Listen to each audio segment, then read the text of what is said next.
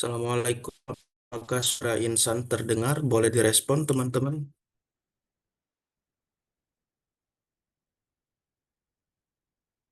Boleh jempolnya dengar semuanya.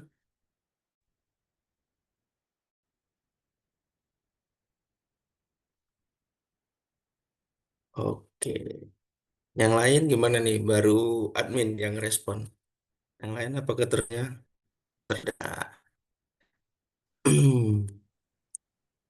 Oke. 29.000 lagi yang belum menjawab, baru dua orang.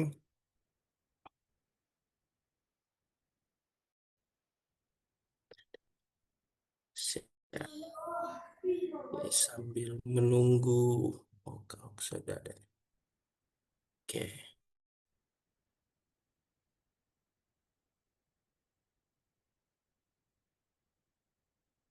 bentar ya.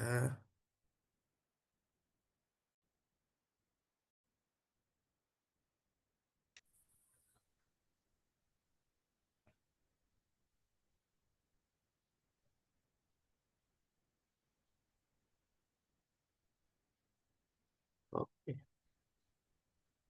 Pak Oksa sudah.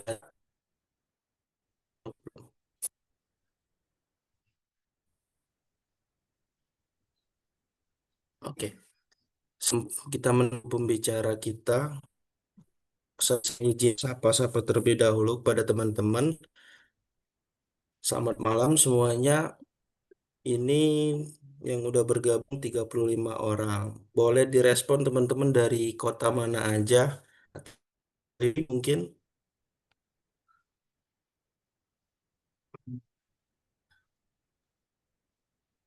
Palembang. Palembang ini home base. Di mana? Turki. Di Purwakarta. Apa ini? Bandung. Tuh, Depok. Mana lagi nih? Kayak Banyuasin deket. Lembang Coet.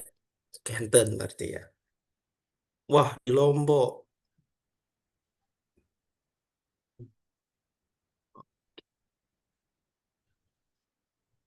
Oke, semoga semua pun teman-teman berada tetap selalu dijaga dan dilindungi Allah Subhanahu wa Ta'ala, dan semoga niat baik dan langkah baiknya malam ini dimudahkan untuk mendengarkan dari pada malam hari ini.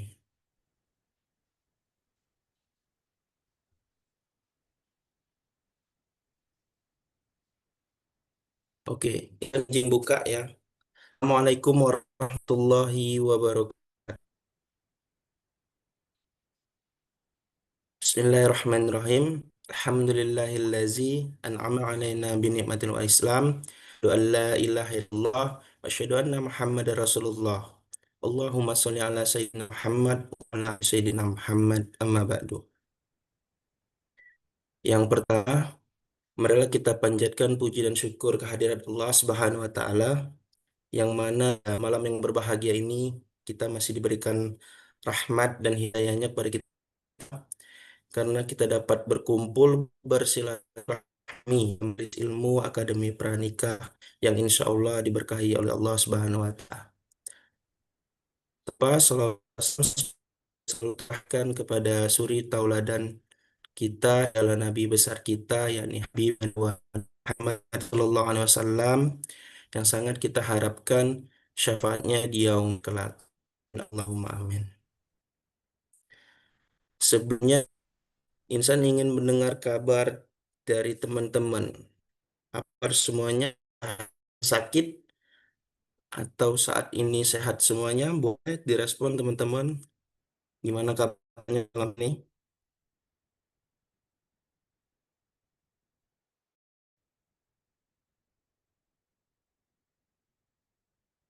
Enggak tidur kan? Fisik sehat tapi apa tuh? Fisik. Aduh, bahasa mana itu min? Alah, itu luka pakai betadine ya kalau lagi luka. Gimana nih kabarnya? Sehat? Atau ada yang sedang sakit? Sedang sakit, minum obat, istirahat ya. Cuman dua orang baru yang respon, tiga orang, yang lainnya kabarnya. Yuk, jangan silent leader. Mari kita ramaikan ilmu kita. Alhamdulillah sehat. Yang lain ini 5.000 nih yang bergabung. Baru 5.000 orang yang merespon. Gimana? Sehat, baik.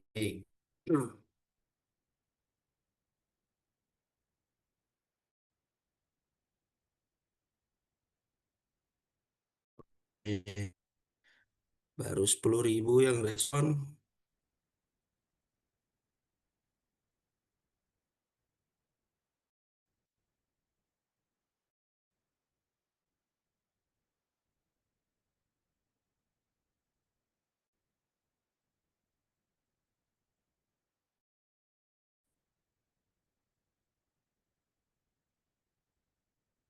Oke, terima kasih atas responnya. Semoga yang belum merespon dimudahkan untuk mengetik dan merespon ya, teman-teman. Alhamdulillah, semoga selalu dalam keadaan sehat walafiat. Amin ya rabbal alamin. Selanjutnya, Insan izin menyapa pemateri kita. Assalamualaikum.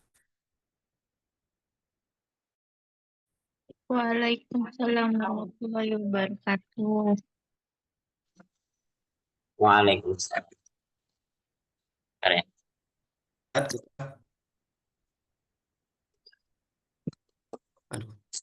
ini sinyal saya atau sinyal kau, Ustaz? Halo, Assalamualaikum. Waalaikumsalam warahmatullahi wabarakatuh, Kak. Selamat malam, Kak.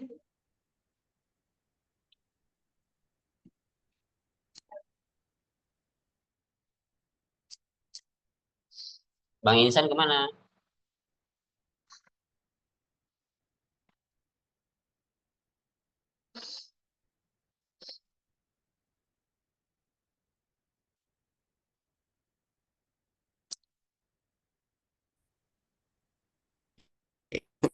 Mohon maaf ya, saya berada di Kepulauan Lost Connect. Assalamualaikum Kak Oksa. Waalaikumsalam. Kan di situ Sehat banyak, Kak di Oksa? situ kan banyak, Gimana? banyak HP di situ. Apa Kak? Tapi kan di situ banyak teknologi yang dijual. Beli. Sehat Kak Oksa di Palembang? Alhamdulillah, sudah musim hujan. Alhamdulillah. Sama Kak. Di sini juga musim hujan, badai, angin Hujan Ustaz. ya. Iya Kak. Maaf. Bentar. Sinyal Anda Ini putus-putus. tes masuk Kak suara saya? Masa-masa. Masuk, oke. Alhamdulillah, semoga Kak Oksa selalu sehat dan dilindungi oleh Allah Subhanahu wa Ta'ala. Untuk selanjutnya, Kak Oksa langsung menyampaikan materi. Siap, Kak? Oh, ada materi ya. Iya, dulu Kak, dari Kakak. Karena ini kan konsepnya talk show, ya. Talk show obrolan. Iya, Ya, baik ya. Saya sapa romantis dulu. Kakak. Oke. Bismillahirrahmanirrahim. Assalamualaikum warahmatullahi wabarakatuh. Waalaikumsalam warahmatullahi wabarakatuh. Silakan yang nggak mau jawab dengan suara boleh jawab di kolom komentarnya. Assalamualaikum warahmatullahi wabarakatuh. Assalamualaikum warahmatullahi wabarakatuh. Jadi kita banyak-banyakin salam ya. Waalaikumsalam. Karena kalau saya mengucapkan salam cuma dapat pahala sunnah. Nah, teman-teman yang menjawab, alhamdulillah mendapatkan pahala wajib. Nah, jadi kita banyak-banyakin saja salamnya. Biar sepanjang acara pahala semua. Tapi ya, alhamdulillah, apa kabarnya teman-teman semua? Yang kabarnya hari ini baik, boleh kasih emot senyum ya. Tapi kalau yang hari ini kabarnya sedih, ya, sedang galau, boleh kasih emot emot menangis. Nah, Itu senyum atau ketawa itu. oke, ada yang tersenyum, ada yang tertawa. Intinya bahagia semua ya, alhamdulillah. Yang sedih juga boleh kok, boleh. Nanti kalau ada yang sedih nanti saya nyanyi biar terhibur.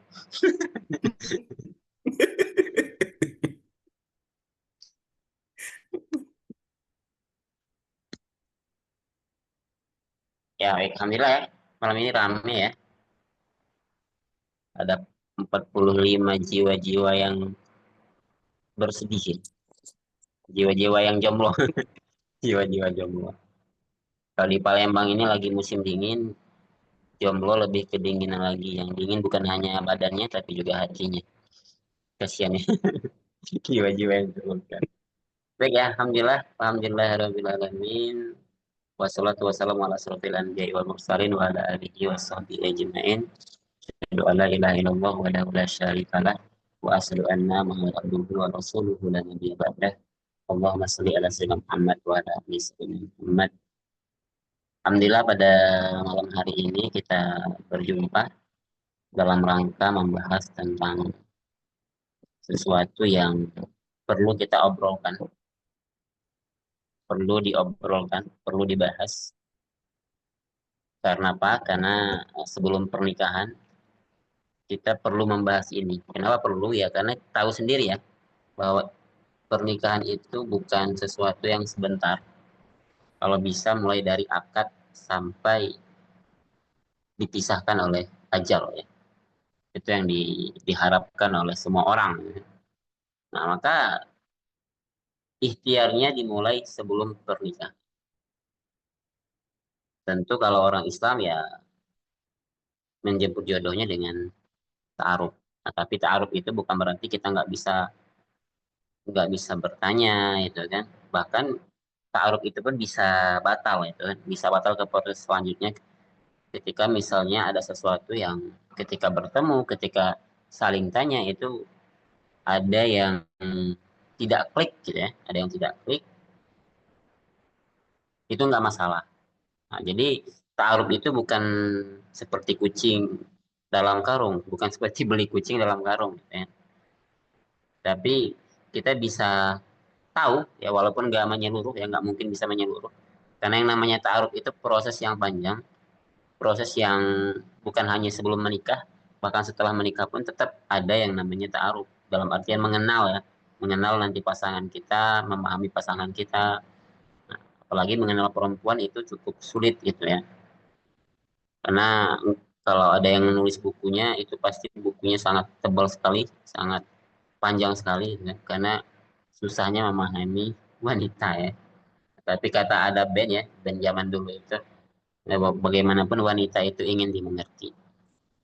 Malam ini kayaknya saya cek dulu ya, apakah wanitanya berapa persen? Wanitanya kayaknya 98% ya.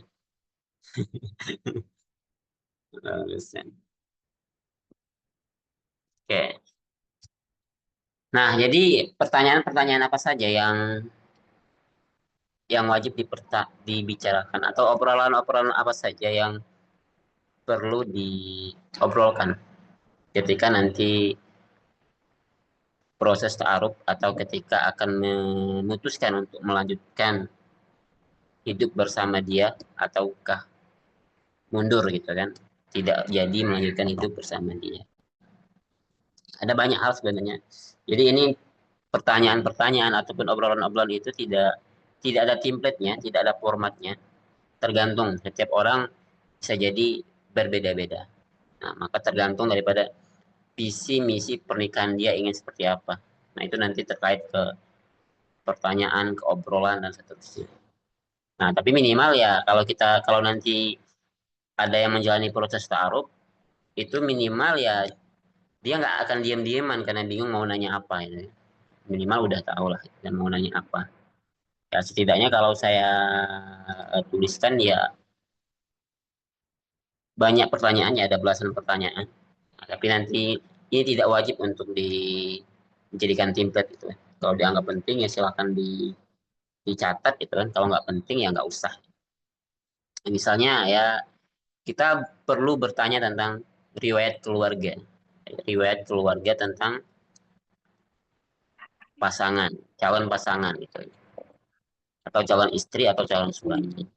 Kenapa? Karena yang namanya menikah itu bukan hanya tentang kau dan dia ya, tapi juga tentang mereka, ya. Tentang kita ya, tentang ayah dan ibunya dan juga ayah ibuku, tentang kakak adiknya dan juga tentang kakak adikku. Itulah pernikahan. Karena pernikahan itu bukan sekedar menyatukan laki-laki dan perempuan berdua itu saja, tapi ya kita akan menjadikan orang tuanya sebagai orang tua kita, begitupun orang tua kita akan dia jadikan sebagai orang tua. Karena orang yang dulunya asing, orang tua yang asing, ketika sudah menikah, maka dia menjadi mahram yang abadi. Yang namanya mertua itu mahram, mahram abadi, ya, mahram selama-lamanya. Walaupun nanti misalnya bercerai antara suami dan istri, maka mertua tetaplah mahram, gitu kan. Nah, makanya aneh kalau dulu kemarin ada film mertua dengan menantu ya dan seterusnya. Karena mertua itu sampai kapanpun mereka nggak bisa menikah, karena itu udah jadi mahram abadi. Maka perlu bertanya tentang riwayat keluarganya, bagaimana ayahnya, bagaimana ibunya, itu kan, background keluarganya seperti apa. Karena bagaimanapun orang tua itu memiliki pengaruh terhadap anaknya. Ada pepatah mengatakan buah jatuh tak jauh dari pohonnya. Maka kalau orang tuanya baik, ayahnya baik, ibunya baik gitu kan, saudara-saudaranya baik, kemungkinan besar dia juga baik. Karena kita ini dipengaruhi juga oleh orang tua kita. Rasulullah pun sudah mengatakan seorang anak itu apakah dia mau jadi Yahudi atau Majusi tergantung orang orang tuanya. Jadi perlu diketahui juga bagaimana orang tuanya, bagaimana ayahnya, seperti apa ayahnya. Apakah orang tuanya itu eh, tidak akur misalnya, atau dia ini sebagai seorang anak yang eh, broken home gitu kan. Jadi perlu diketahui. Jadi jangan malu-malu nanti untuk diobrolkan bagaimana tentang keluarga. Kenapa hari ini banyak juga perempuan-perempuan yang takut menikah karena takut dengan mertua itu kan. Nah, bisa jadi kalau nanti nikah kita tinggal sama siapa? Oh tinggal sama orang tua aku dong, gitu kan. Karena aku anak satu-satunya misalnya. Nah, langsung tuh ngeri gitu kan. Ngeri kalau nanti tinggal dengan orang tuanya gitu kan. Takut nanti masakan kita nggak enak, takut nanti dikata-katain dan seterusnya gitu kan. Nah, maka sebelum lanjut ya perlu ditanyakan. Sehingga kita kalau kita udah tahu riwayat keluarganya dia itu kan, kita bisa belajar bagaimana menghadapinya, bagaimana bersikap gitu kan dan seterusnya. Termasuk tentang budaya keluarganya perlu diketahui juga budaya keluarga. Kenapa budaya keluarga ya ada satu keluarga itu yang sangat memegang erat budaya itu kan. Pokoknya kalau mau nikah sama sama anakku itu kan uang panainya harus sekian misalnya gitu kan. Pernikahannya harus mewah, harus mengundang minimal 1.000 orang dan seterusnya. Atau pokoknya kalau mau nikah dengan anakku, ya budayanya nggak boleh dihilangkan, adat istiadatnya nggak boleh dihilangkan.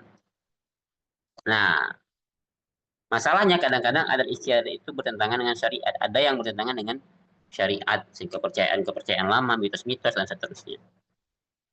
Nah, tapi juga ada keluarga yang nggak terlalu nggak terlalu menomorsatukan adat gitu kan.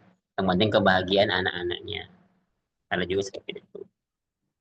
Nah, ada yang terpenting lagi tadi visi misi pernikahan, ya visi misi pernikahan.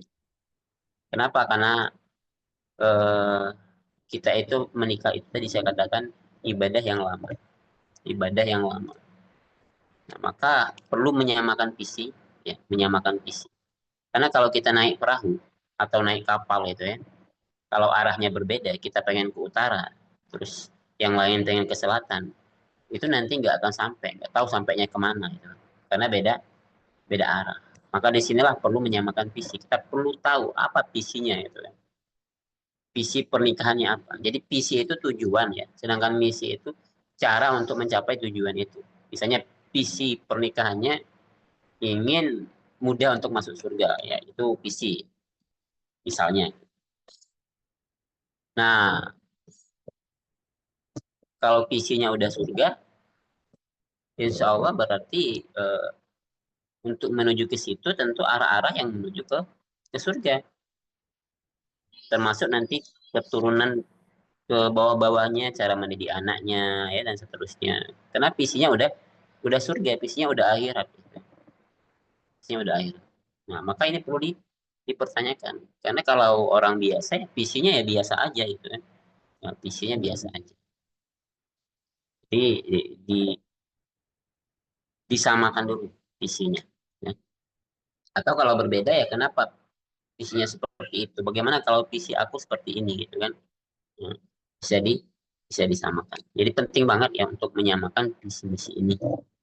Biar nanti kalau kalaupun ribut-ribut dalam rumah tangga nggak akan sampai karam kapal rumah tangganya ya, badai rumah tangganya karena visinya sama ya. Saya misalnya visi pernikahannya ya agar lebih memudahkan dalam berdakwah. Nah, maka saya mencari istri yang juga berdakwah tentu saja itu kan, sehingga sama tujuan kita ingin membangkitkan Islam misalnya itu kan. Dan nanti anak-anak yang kita didik itu tentu sama agar mereka itu menjadi orang-orang yang mengubah peradaban misalnya itu kan. Itu visi ya, visi misi pernikahan perlu disamakan. Nah, dari obrolan-obrolan itu kita juga bisa tahu ya apa yang dia sukai dan apa yang dia tidak sukai ya. Bisa ditanyakan apa yang dia sukai, apa yang dia sukai. Kalau di kurikulum kita itu ada ya 5 hal yang dia sukai, 5 hal yang dia tidak sukai. Tapi nggak apa-apa ketika ketemu diobrolkan lagi. Jadi hal-hal yang receh termasuk yang dia sukai itu kan yang tidak sukai itu perlu tahu. Nah, misalnya dia suka yang lagi ramai hari ini One Piece gitu. Yang dia sukai misalnya gitu. Oke, kalau One Piece siapa karakter yang dia sukai gitu. Nah, itu menggambarkan juga seperti apa dia itu kan dari karakter yang dia dia pilih gitu. Karakter yang dia pilih. Termasuk yang dia tidak sukai. Oh, orang-orangnya ini eh, nggak suka kalau misalnya rumah itu berantakan. Ada loh laki-laki yang orangnya bersih banget. Memang langka sih, tapi saya pernah mengenal laki-laki yang bersih banget. Pokoknya kalau ada kotoran sedikit dia marah. Ada marah. Dia nggak suka kalau berantakan, tempat kotor dan seterusnya. Nah, ini dia nanti tahu apa yang dia tidak sukai dari sifat ya, termasuk dari makanan ya. Dari makanan juga bisa ditanyakan. Sehingga nanti kalau mau ke rumah makan ya nggak akan nyari rumah makan yang atau tempat makan yang itu ada menu yang tidak dia sukai gitu kan. Jadi perlu untuk mengetahui ini sebelum sebelum pernikahan. Termasuk juga nanti boleh juga untuk mengetahui apa kelebihannya dia gitu kan, dan apa kekurangannya. Karena setiap orang pasti punya kelebihan dan punya kekurangan. Oke, kelebihannya apa? Kekurangannya misalnya itu adalah eh, susah bangun susah bangun subuh misalnya. Dia soal subuh tapi soal subuhnya itu suka telat gitu. Setengah enam baru bangun misalnya itu kan. Itu kekurangan gitu. Kekurangan yang bisa diperbaiki sebenarnya, yang bisa diubah. Kekurangan itu ada yang bisa diubah, ada yang susah banget karena udah jadi karakter gitu kan. Misalnya ngomongnya itu keras gitu kan, padahal dia nggak marah, cuman karakter yang dipengaruhi oleh lingkungan tempat dia tinggal gitu kan. Nah, misalnya dia orang Medan itu kan atau orang Sumatera biasa ngomong kuat gitu kan, itu juga kita tahu seperti apa dia. Oke, lalu bisa juga kita tanyakan tentang riwayat hubungannya. Jangan sampai eh, apalagi bagi perempuan gitu ya. Bagi perempuan perlu tahu dengan siapa laki-laki ini. Jangan sampai dia kalau kata lagunya itu mengaku bujangan gitu kan. Padahal udah punya istri misalnya kan. Itu bahaya juga itu kan perlu diselidikin kan. Banyak kasus yang seperti itu. Atau kalau dia ngakunya udah duda, maka minta mana surat cerainya gitu kan. Karena ada yang laki-laki itu ngaku-ngaku saja gitu kan, udah duda misalnya gitu kan. Padahal istrinya masih ada dan seterusnya. Ini perlu ya, terkecuali si perempuannya nggak apa-apa di poligami misalnya. Tapi tetap harus tanyakan dulu lah bagaimana dengan istrinya ya dan seterusnya. Jadi riwayat hubungan dia, gitu. Hubungan yang halal ya, hubungan sebelumnya. Atau kalau mau tanya tentang eh, pernah pacaran berapa kali ya, nggak masalah juga sih. Jadi ya boleh-boleh saja. Nah, lalu kita bahas finansial sekarang ya, finansial. Karena tidak bisa dipungkiri yang namanya menikah itu butuh nggak cukup modal I love you, I miss you, I need you gitu ya. Sementara dia ngomong I love you, sementara token listrik bunyi gitu kan, gas habis, ya, apalagi tuh. Kalau udah punya anak minta jajan gitu kan, susu anak dan seterusnya, itu perlu perlu duit. Nggak cukup dengan kata-kata I love you gitu kan. Nah, maka kita perlu tahu kalau dia terutama bagi perempuan ya nggak masalah, bukan bukan berarti matre perempuan ketika perempuan itu bertanya tentang pekerjaan berapa gaji, ya nggak apa-apa tanyakan saja.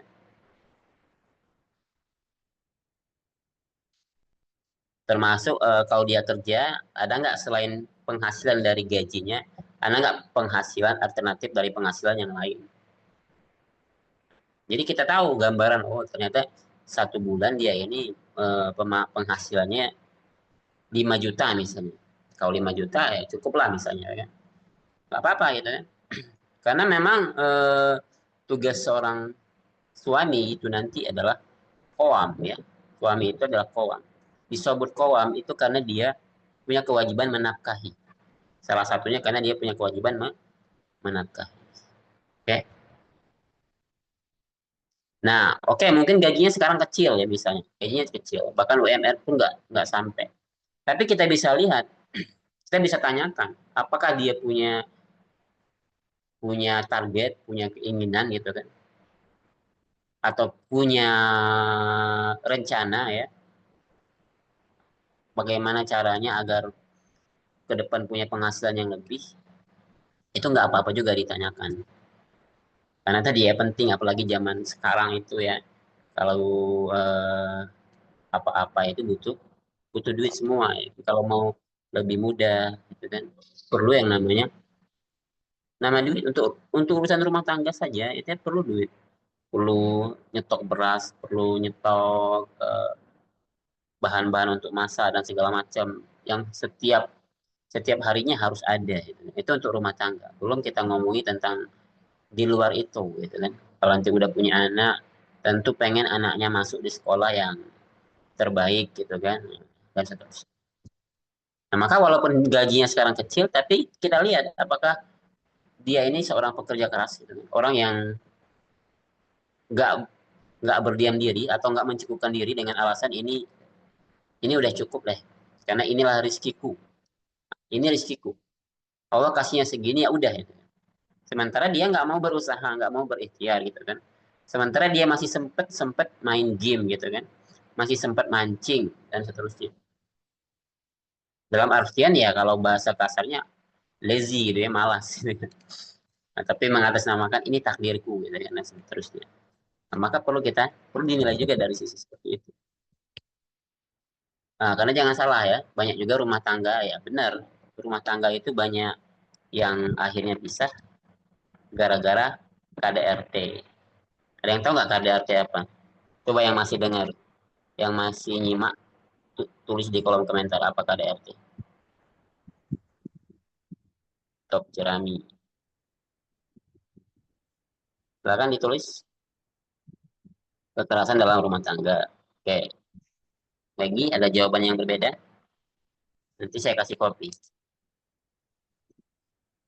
Kekerasan dalam rumah tangga. Kekerasan dalam rumah tangga. Oke, berarti kurang fokus ya. Tadi saya bahas ekonomi kan. Apa hubungannya dengan kekerasan dalam rumah tangga? Jadi KDRT itu singkatannya kurang duit, ribut terus ya. Itu KDRT ya. Kurang duit, ribut terus. Itu masalah ekonomi ya. Jadi banyak permasalahan-permasalahan ekonomi akhirnya bikin rumah tangga itu berantakan ya. Bikin rumah tangga itu rusak. Bikin rumah tangga itu akhirnya nggak kuat gitu kan. Ya banyak juga sih istri-istri yang cerita itu kan yang curhat. Bagaimana akhirnya dia punya suami tapi seperti nggak punya suami. Kenapa? Karena dia yang harus banting tulang gitu kan. Dia harusnya dia itu tulang rusuk tapi menjadi tulang punggung. Padahal suaminya ada tapi nggak ada ikhtiar gitu kan. Dan tadi saya katakan bangun masih kesiangan, jam 7 baru bangun, itu jam 8 bahkan. Terus masih main game, main HP gitu kan. Sementara kebutuhan rumah tangga itu banyak. Akhirnya istrinya yang nyari duit sendiri, apakah dia jualan gitu kan. Jualan online kah atau bahkan bikin-bikin kue, bikin-bikin apa. Biasanya nih ya, saya perhatikan perempuan itu waktu gadisnya dia nggak pernah jualan gitu ya. Ketika udah menikah jualan gitu kan. Ada kajian bawa dagangan gitu kan. Ada acara bawa dagangan gitu kan. Kenapa? Karena kondisi gitu.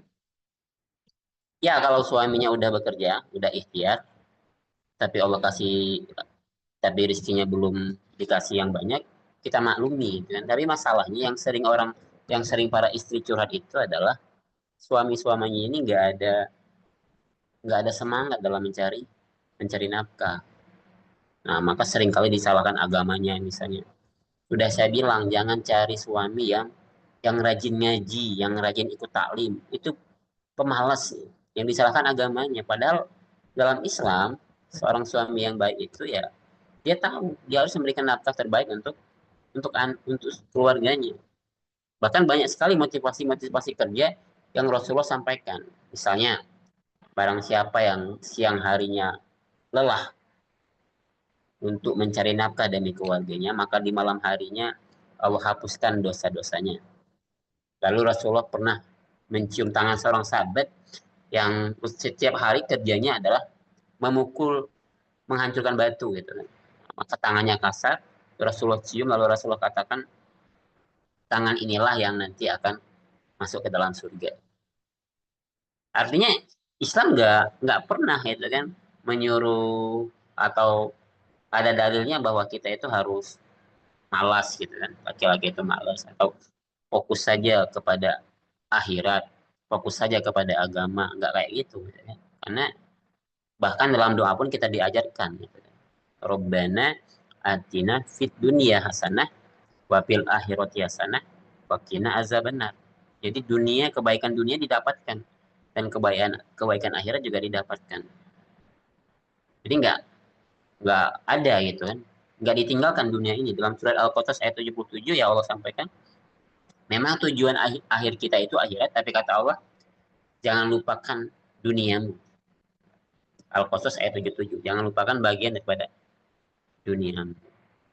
Juga tadi kewajiban nafkah, kewajiban mahar, kewajiban nafkah itu ada pada. Jadi tanyakan saja, tanyakan gitu kan kerjaannya, alternatif penghasilannya, rencana-rencana masa depannya, gitu kan.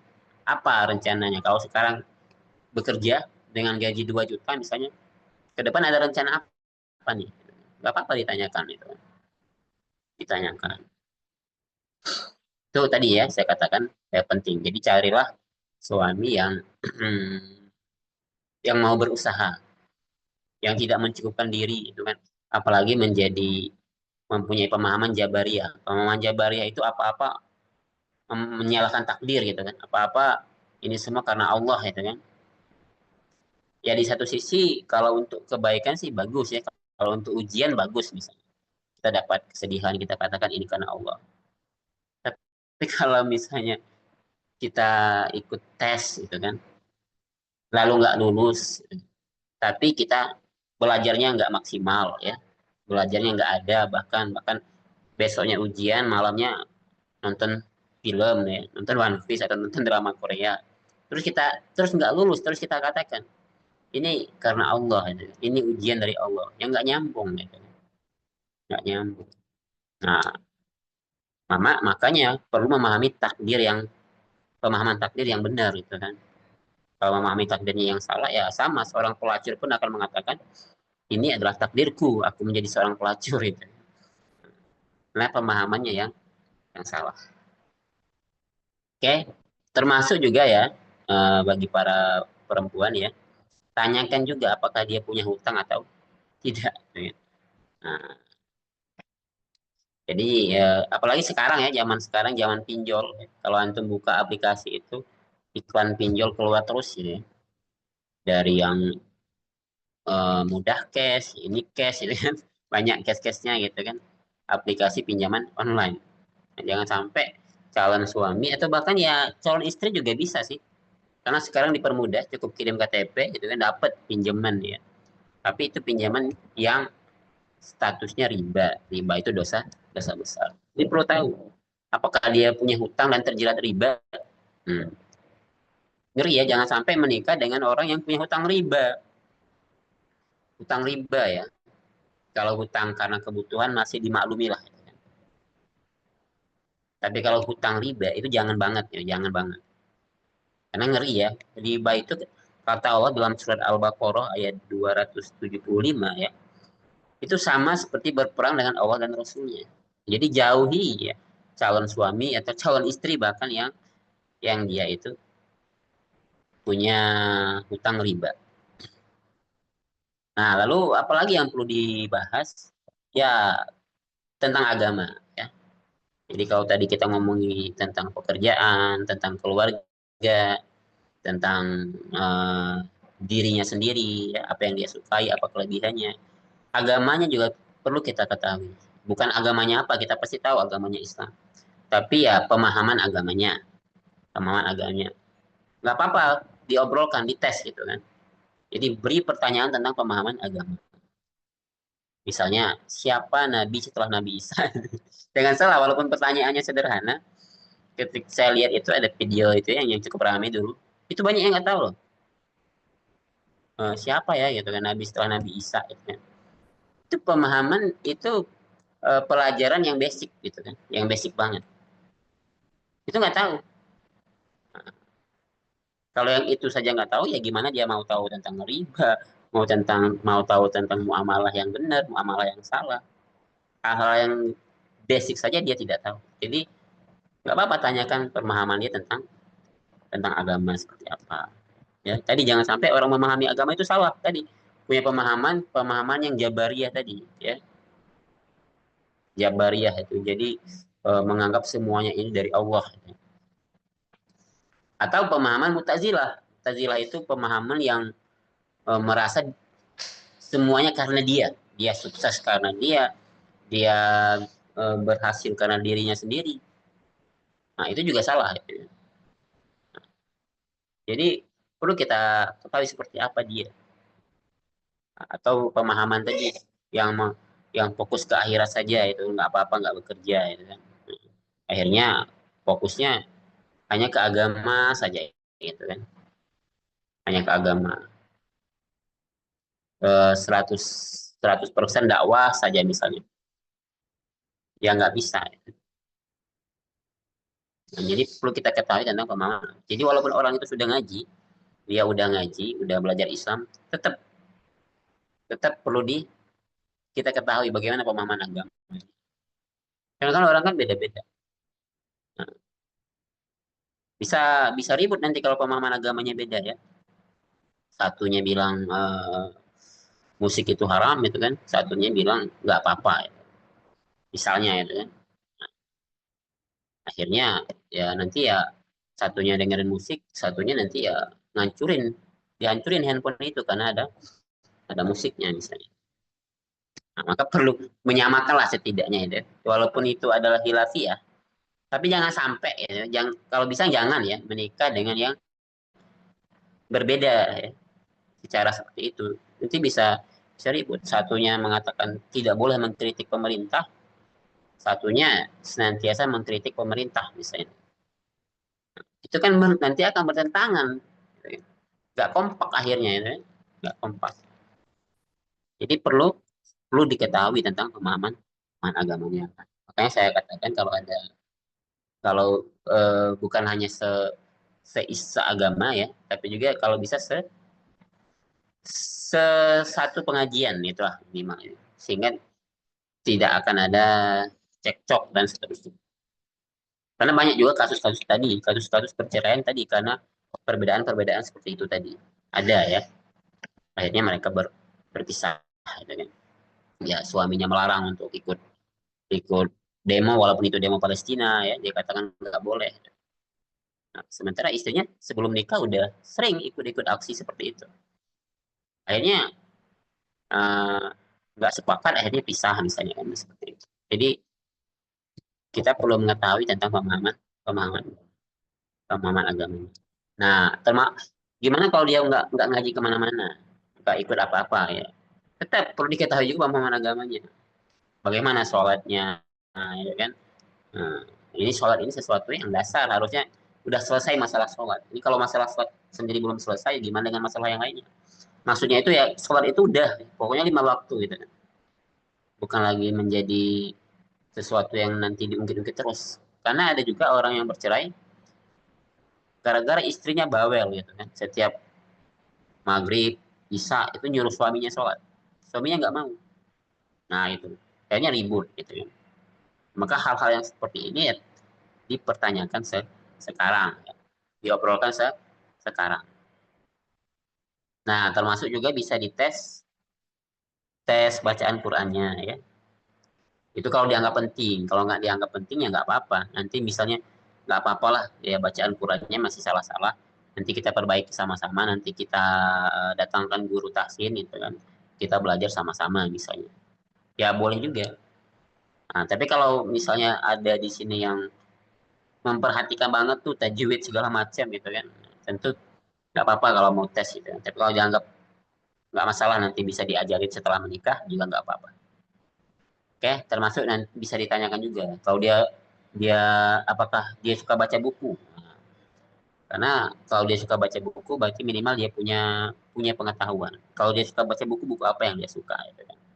Atau film apa yang dia suka. Ya, apakah genrenya apa? Apakah horor gitu kan, apakah komedi ya, apakah romantis, apakah action dan segala macam. Oke. Jadi hal-hal yang sederhana boleh ditanyakan. Termasuk misalnya nih ya, waktu luang. Tanyakan waktu luang. Kalau ada waktu luang nih biasanya nggak kerja, ngapain? Apa yang dilakukan? Nah, ini menentukan kualitas seseorang juga. Kalau waktu luangnya, mumpung ada waktu luang, saya mau habiskan untuk main game atau nonton gitu kan. Atau ada yang mengisi waktu luangnya dengan menambah hafalan, baik hafalan Quran ataupun hafalan hadis misalnya. Atau dengan membaca buku, dengan belajar. Nah, itu kan menentukan kualitas seseorang. Kalau seseorang biasanya kalau orang udah bekerja ya udah capek, dia nggak mau lagi pusing gitu kan, makanya diajak kajian nggak mau ya. Dia mau yang hiburan-hiburan saja yang menyenangkan gitu kan. Termasuk film-filmnya, tontonan YouTube-nya yang ditonton yang menyenangkan saja. Nah, ini perlu diketahui juga apa waktu luangnya diisi dengan apa. Nah, lalu kesehatan ya juga penting ya untuk ditanyakan. Apakah pernah punya sakit? Apakah pernah punya sakit, pernah punya penyakit ya. Penyakit apakah penyakit menular atau enggak itu kan. Atau sampai sekarang masih ada riwayat sakit gitu kan. Termasuk juga kalau bagi laki-laki boleh menanyakan tentang apa namanya siklus menstruasi ya, siklus haidnya seperti apa. Karena ini tentang tentang kesuburan ya, tentang kesuburan bisa ditanyakan. Atau perempuannya sendiri yang ngecek ngecek langsung gitu kan. Termasuk laki-laki juga ya, bisa ngecek untuk hal yang seperti itu. Nah, jadi ya banyak pertanyaan-pertanyaan yang bisa digali dalam rangka tadi untuk meyakinkan dan untuk menyamakan tadi, menyamakan visi misi ya, ke depannya seperti apa. Termasuk tadi boleh nanya target target 5 tahun ke depan apa. Nah, kalau dia bisa menjawab dengan lancar, dengan benar, berarti orang ini orang yang visioner gitu kan. Orang yang punya visi ke depan, mau ngapain gitu kan. Karena kalau orang nggak punya target, ya hidupnya seperti air yang mengalir gitu kan. Ya kalau mengalirnya di tempat yang bagus sih nggak masalah. Ya takut nanti mengalirnya ke got gitu kan, busuk jadinya gitu kan. Jadi kalau orang punya target itu enak. 2025 aku target aku ini gitu kan. Bulan Agustus ini target aku ini. Dia punya target. Kalau orang punya target, hidupnya itu akan penuh dengan semangat gitu ya. Penuh dengan semangat karena dia punya punya target-target tertentu. Apakah itu target dakwah, apakah itu target ibadah, apakah itu target finansial, boleh gitu ya. Senantiasa punya target. Sehingga hidup kita itu akan lebih bersemangat gitu kan. Apalagi nggak ada kepikiran untuk bunuh diri sama sekali. Kenapa? Karena kita kita ini hidup benar-benar menikmati hidup. Itu yang namanya menikmati hidup. Karena dengan kita punya punya punya target tadi. Nah, atau boleh juga tanyakan tentang amalan-amalan hariannya dia apa. Ya, ada nggak sih amalan harian yang setiap hari dilakukan itu namanya amalan harian? Apakah itu tilawah, baca Quran, 1 hari 1 halaman atau 1 hari 1 juz? Atau dia punya zikir, zikir tertentu gitu kan? Atau dia setiap subuh sedekah subuh ya, dan seterusnya itu adalah amalan-amalan harian untuk tahu oh dia ini orangnya seperti apa ya. Jadi hal-hal yang kira-kira penting dan tidak akan kita jadi penyesalan di kemudian hari ya tanyakan saja sekarang sebelum terjadinya akad. Mungkin itu pembukaannya ya, Bang Insan. Oke, Alhamdulillah. Terima kasih kepada Kak Oksa yang sudah memantik dengan materi yang sangat gurih dan menarik.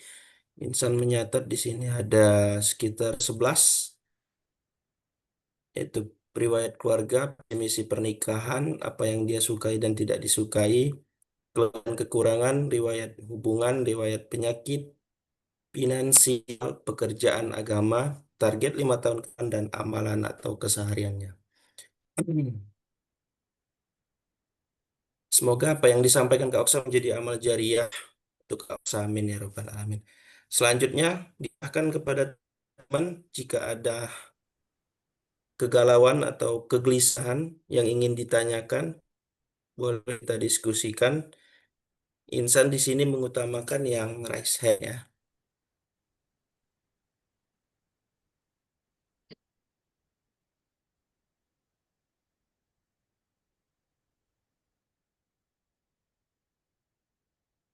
Silakan ingin bertanya.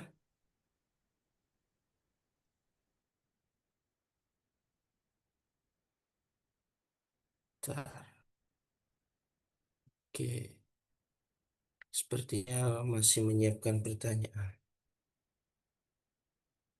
Izin Kak Oksa? Iya diizinkan. Oke, sebagai pertanyaan pemantik mungkin dari Insan terlebih dahulu, mungkin Kalau teman-teman nggak masih saya izinkan menyiapkan. gimana?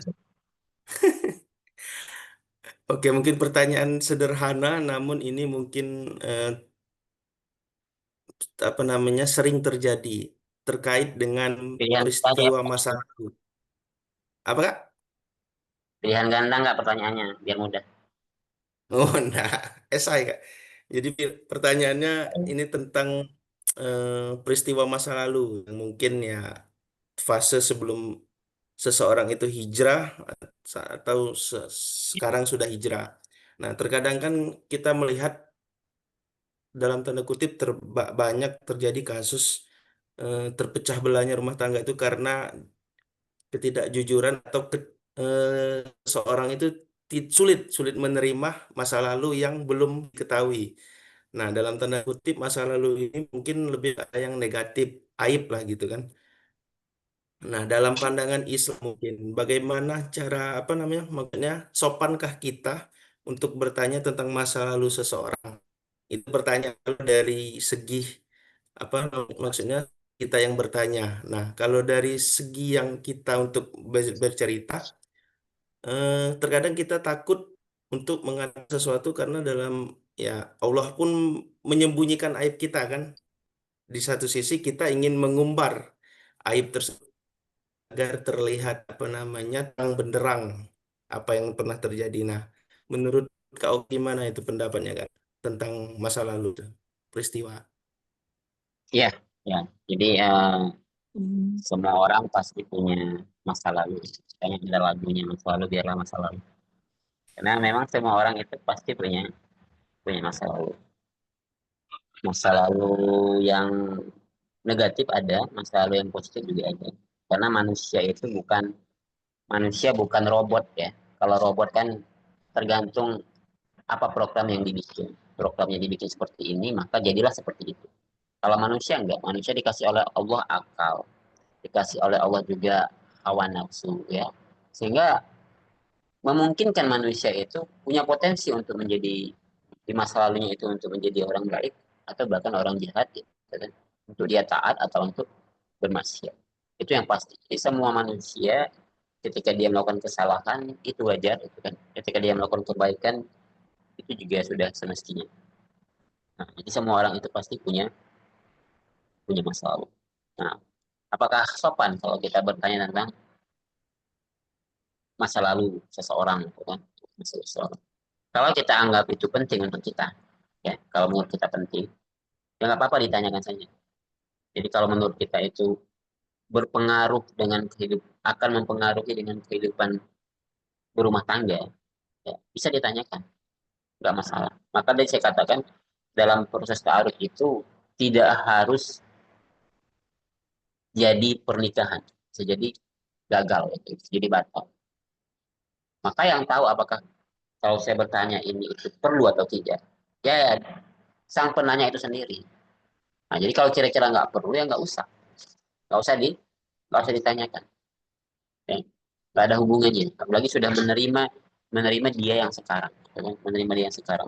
Maka tadi saya buka dengan dengan kalimat bahwa semua orang punya masa lalu, termasuk yang bertanya juga punya punya masa lalu. Kalau dia udah baik, udah hijrah, udah bertaubat, yang ngapain lagi diungkit misalnya apa itu kemaksiatan dia itu kan. Tadi antum katakan Allah sendiri sudah menutupi aibnya ya kalau itu dianggap sebagai aib. Jadi kalau itu nggak akan berpengaruh ya untuk kehidupan berumah tangga ke depan ya nggak usah ditanya. Nah, tapi tadi saya katakan kalau misalnya terkait masa lalu, misalnya dia pernah menikah, kenapa dia sampai berpisah misalnya itu kan. Nah, itu nggak apa-apa ditanyakan.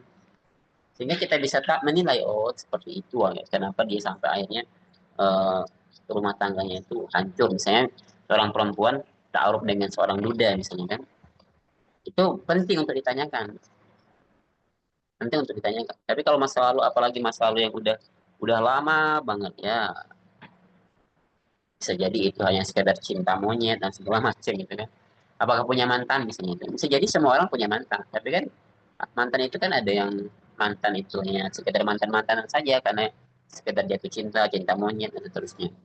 Jadi nggak tergantung gitu kan. Jadi, maka tadi saya katakan kalau itu masa lalu itu memang menyangkut masa sekarang boleh ditanyakan. Tapi kalau nggak ada hubungannya ya ya udah nggak usah lagi dipertanyakan karena semua orang itu punya punya masa lalu. Apalagi tadi?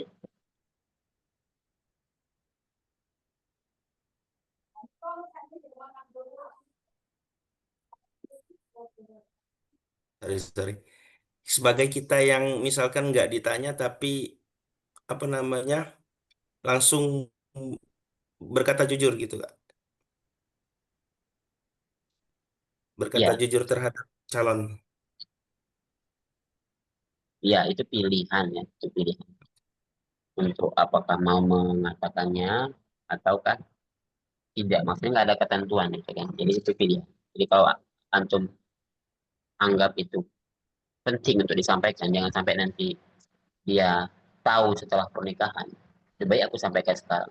Maka tentu sudah siap dengan resikonya. Ketika misalnya dia nggak menerima dengan cerita itu, akhirnya dia memutuskan untuk membatalkan ke jenjang berikutnya.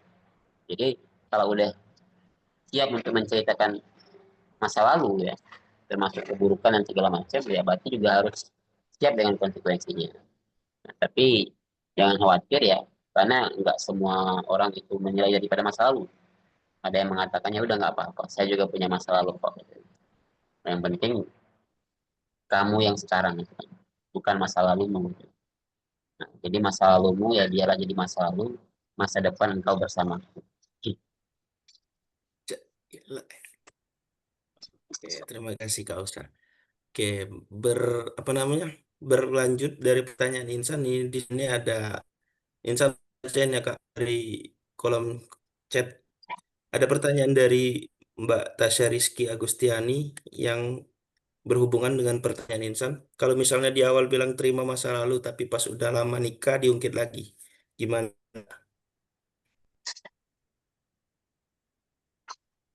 Ya, itu ujian ya, harap bersabar. Ujian rumah tangga, ujian rumah tangga. Nah, makanya memang kita itu ya maunya dari kecil sampai besar itu jadi orang baik gitu kan. Kalau bisa nggak pernah merasakan masa lalu yang buruk tuh ya. Masa lalu yang benar-benar buruk banget ya.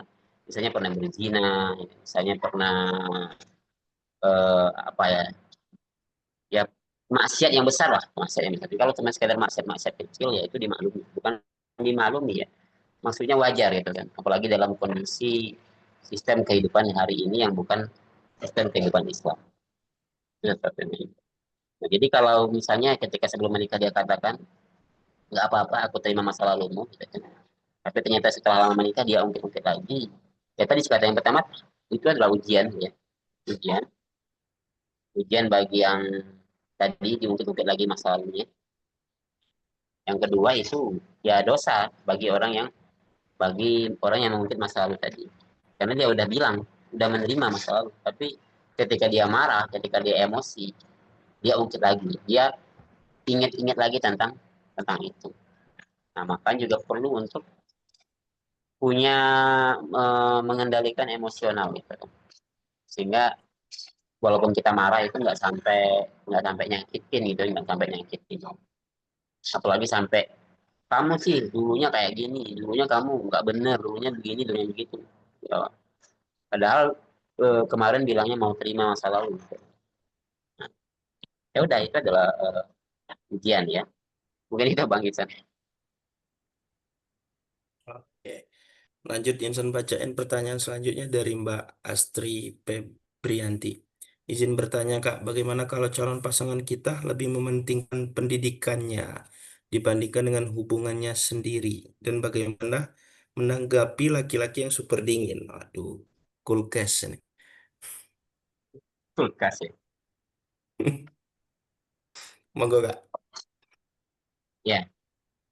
Nah, kalau pas calon pasangan itu lebih mementingkan pendidikannya Pendidikan dibandingkan dengan dibanding hubungan. dia sendiri. Dan bagaimana menanggapi laki-laki yang super super super dingin ya.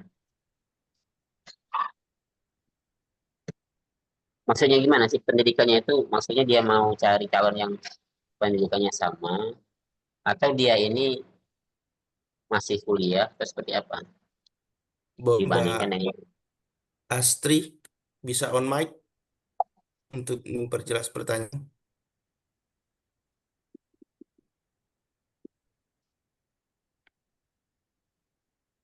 Halo Mbak Astri. ya.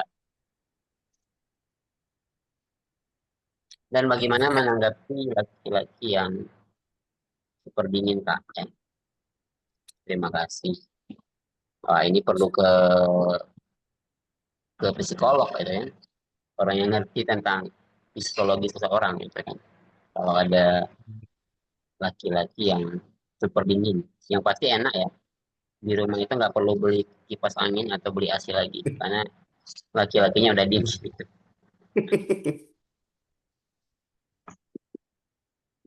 Nah, ya perempuan itu setahu saya ya, dia bisa bikin laki-laki itu yang super dingin bisa menjadi lebih terbuka dan seterusnya. Tergantung dari perempuannya sendiri. Tapi tentu setelah menjadi istri gitu kan, setelah menjadi istri itu bisa ya. Walaupun suaminya pendiam, itu biasanya dia akan cerita ke istrinya kalau memang kenapa dia lebih dekat dengan istrinya biasanya seperti itu. Jadi sedingin-dinginnya laki-laki ya ketika dia menjadi suami tetaplah dia nanti akan berbagi ke istri.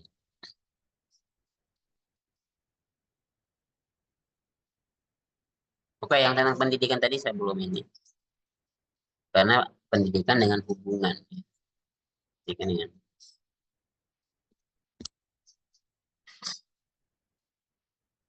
Insan coba menelaah Kak. Mungkin di sini maksud dari pertanyaannya dia lebih mementingkan untuk pendidikannya terlebih dahulu sampai selesai sebelum dia maksudnya menikah gitu Kak. Jadi lebih milih untuk melanjutkan pendidikan dulu dibanding dengan menikah dulu oh ya, mungkin. berarti dia Iya, tipikal orang yang tidak mau menikah muda ya. Kalau menikah muda itu kan bisa jadi iya. nikah ketika sekolah, nikah ketika kuliah gitu kan. Tapi tetap kuliahnya bisa bisa lanjut. Nah, ini balik ke orangnya sendiri ya, balik ke orangnya sendiri. Mungkin dia kalau dia merasa kalau dia melakukan dua hal, ya, pendidikan terus juga pernikahan, mungkin dia akan takut nanti kerepotan gitu. Yang pertama pendidikan dia masih butuh biaya, sementara dia juga perlu menafkahi istrinya. Ya mungkin juga karena tadi kondisi finansialnya, ya, karena dia bukan seorang pewaris misalnya. Kalau pewaris kan banyak hartanya ya, kan. Sehingga nggak ada masalah. Nah, jadi ya ketika dia mementingkan pendidikan sendiri dibandingkan pernikahan misalnya, ya berarti dia belum siap untuk menjadi seorang suami, itu aja. Dia masih ingin fokus ke pendidikan. Daripada nanti dia memaksakan diri, tetap menikah, gitu kan. Akhirnya nanti dia nggak bisa bertanggung jawab dengan baik.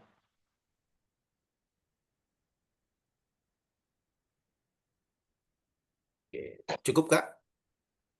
Ya, Oke, lanjut ya Kak. Insan bacaan lagi.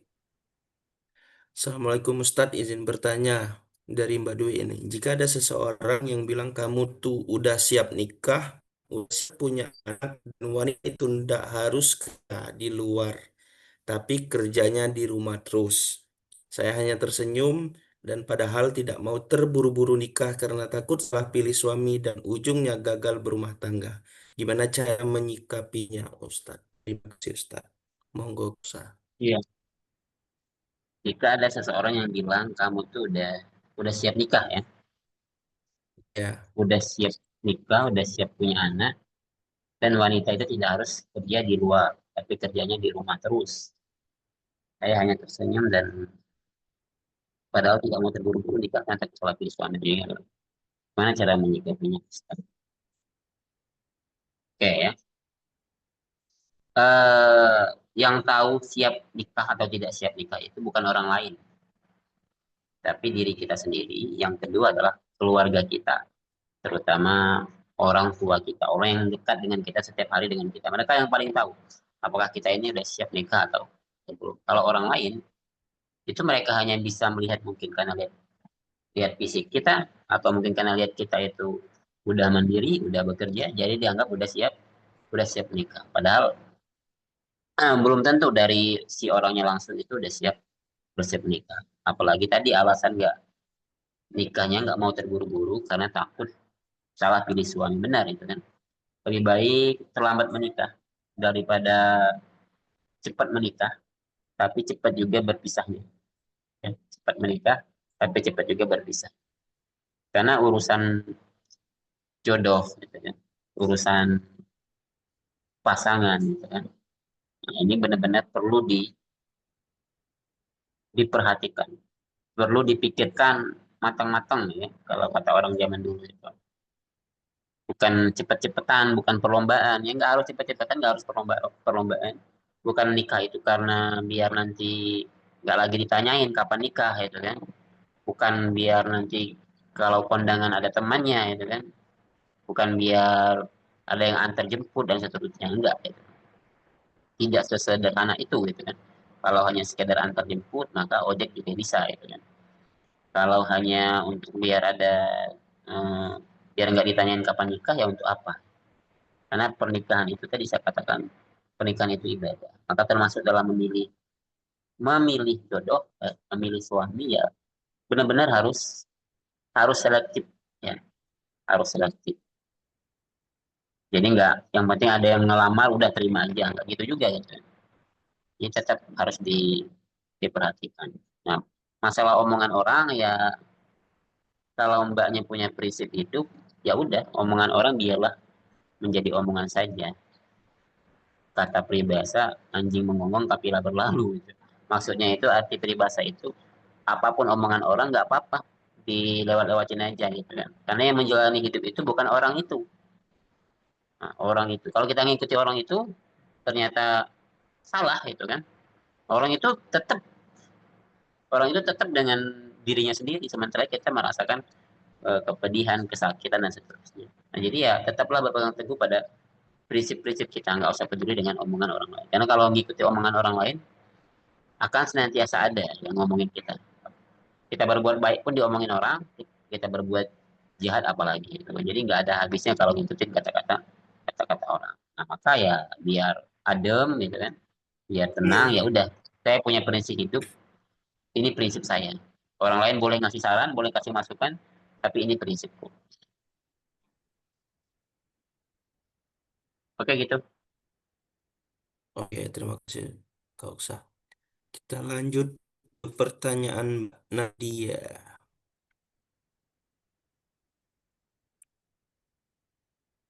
Assalamualaikum, izin bertanya Ustadz. Pada dasarnya kan sifat manusia itu sulit diubah. Lantas harus dengan cara bagaimana agar bisa merubah sifat laki-laki tanpa harus menyinggung atau memaksa seseorang untuk berubah, selain dengan cara mendoakan. Monggo Kak Uksa. Ya, fitrahnya manusia itu menyukai kebaikan.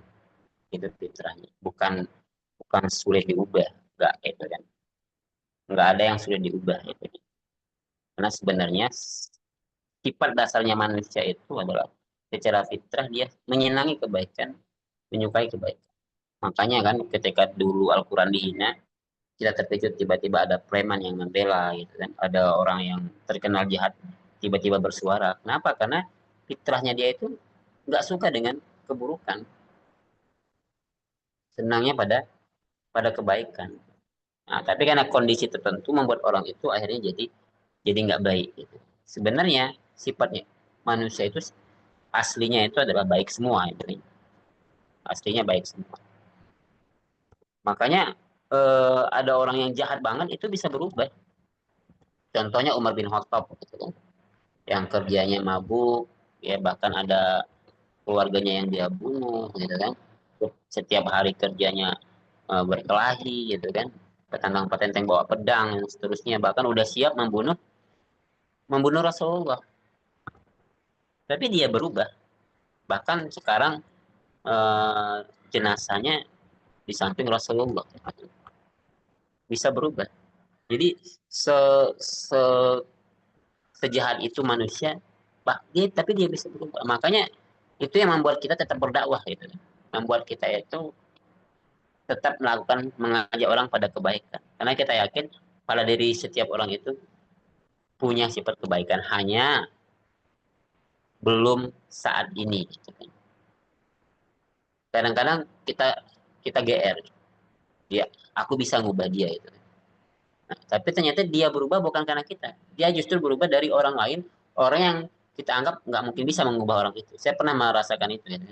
Ada objek dakwah gitu kan. Saya yakin dia akan berubah dengan saya. Gitu. Tapi ternyata enggak. Gitu. Dan dia ternyata berubah dengan orang lain, orang yang biasa aja gitu kan. Orang yang biasa aja, ilmu agamanya kurang, tapi dia bisa berubah. Maka tugas kita itu adalah menyampaikan saja. Wa ma alaina ilal balagul mubin. Tugasmu itu hanya menyampaikan seterang-terangnya, sejelas-jelasnya. Jadi bukan wajib berhasil dia berubah, enggak itu. Tapi kewajiban kita itu adalah berdakwah. Masalah berubah atau enggak itu bukan urusan kita.